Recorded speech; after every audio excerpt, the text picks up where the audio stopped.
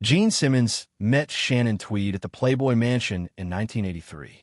It took him 28 years to wed her, but their 2011 marriage wasn't on account of love, but rather to hide a scandal that threatened to ruin his family.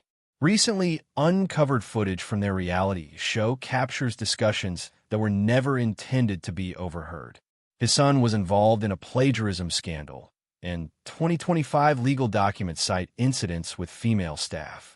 The man who bragged about sleeping with 4,800 women is now discovering that there are consequences beyond his wild reputation. Gene Simmons wasn't always Gene Simmons. He was born on August 25, 1949, in Haifa, Israel. His mother, Flora Klein, had only come through hell. She was born in Hungary in 1925 and barely managed to escape the Nazi concentration camps. His father, parents, Joachim Witz, also managed to escape Hungary and wed Flora in 1946. They immigrated to Israel in 1947, just prior to the state being born, and with British forces still standing in the way, their history was filled with suffering, and that suffering softly reverberated through all that would become. By the time he was 6 in 1955, things became worse. His parents' marriage collapsed largely due to the fact that they lacked money. His father remained in Israel, while his mother brought him up single-handedly in Tat Carmel. She worked almost daily in factories, sewing buttons to sustain them, and on some occasions, they only ate bread and milk for supper. As early as age 7, Cain was already attempting to assist. He gathered wild fruit with a buddy and sold it roadside. He understood struggle. He fashioned his first winter coat from an army blanket. The cold did not care, but he had no alternative. His mother worked late into the night, and he cried himself to bed in an empty home. At school, things didn't improve. Other children bullied him for being odd. Even in post-war Israel, some of the hatred his mother had escaped followed him into school. But comic books, American ones, Spider-Man and Superman, found him too, his haven. He couldn't read English yet, but he tried anyway.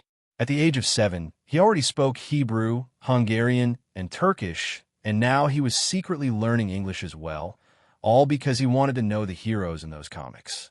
In a world that was still recovering from war, where resources were scarce and hope seemed a luxury, those stories gave him something to cling to. His mother never spoke at length of what she had endured, but the anguish was ever present. By 1957, Chaim could see it more clearly. She had been only 14 when the Nazis sent her into work, digging potatoes out of fields under the eyes of soldiers with guns. She wore cross-stitched clothes, shuttled between the camps, observing her world disintegrate relative by relative. She did not have to tell him in words. Her silence, her overprotectiveness, and the fact that sometimes she wept for no reason all spoke for themselves. Chaim knew it left something in him as well, an urge to never be weak, to never let anyone know he ever cracked. That same year, 1957, Flora made a choice that would alter everything. With little of nothing to her name, she and 8-year-old Chaim left Israel. They came to Queens, New York with no money, no English, and no family to greet them. His father remained behind, got married again, began a new life, and Chaim did not see him again. He became Eugene Clean and began anew. Flush toilets and TV dinners wowed him. But adjusting wasn't simple. Flora toiled 15 hours a day in Brooklyn factories, and Gene was forced to fend for himself with babysitters as he learned the customs of a bewildering new world. He attended a Jewish school for a time, but didn't quite fit, then switched to public school. He graduated from Newtown High in 1967. At first, children mocked him because of the way he spoke. His accent made him a stranger wherever he went, but he did not let it destroy him. He sold cactuses door to door. He picked fruit again, just like he used to in Israel, and each insult and each rejection pushed him harder. He began studying English quicker by viewing television and consuming more comics. And that is where his pop culture fixation went into orbit. By 1959, when he was only 9 years old, he officially changed his name once more, now to Gene Clean. He chose Gene due to cowboy actors such as Gene Autry. He was all in on being American now, even if he still lived in a cramped apartment with his mother and cousins. He fell in love with television, especially The Ed Sullivan Show, And when the Beatles appeared on February 9th, 1964, something inside him lit up. He craved that life. He craved the stage, the glory. He craved to be someone, but deep down still remained the boy with nothing. He even affected a British effect at times, aping the Beatles' accents just to be accepted. Girls appreciated it.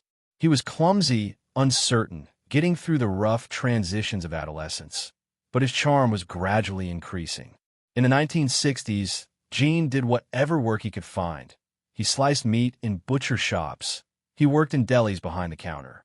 He was making only $1,025 an hour, but he saved every penny. Poverty had taught him to count every cent. He avoided drinking, even at parties, because he saw how older dudes got wasted and sloppy, and he remained focused. That's how he scored girls.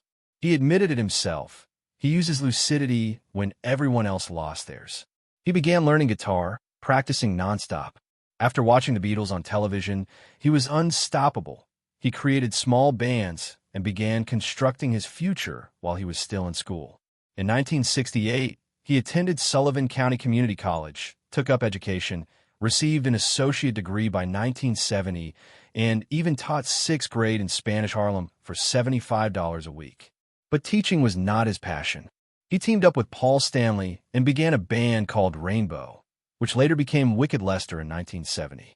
They played nightclubs at night and earned other jobs for the day. Gone even used to work for a fashion magazine. He also did translation jobs, utilizing the Hungarian, Turkish, and Spanish he learned growing up from babysitters and neighbors.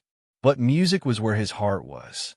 He experimented with sounds, even cut a few solo tracks under his own name. And all the while he was remitting money back to his mother, still burdened with her survival and all that she'd lost in 1945. And then there was the section of his life that surprised even his followers. Gene Simmons confirms he lost his virginity at nearly 14 years of age in 1963. He was a young kid on a newspaper delivery route. One snowy evening, just before Christmas, he rang a customer's door. She answered sobbing and dressed in a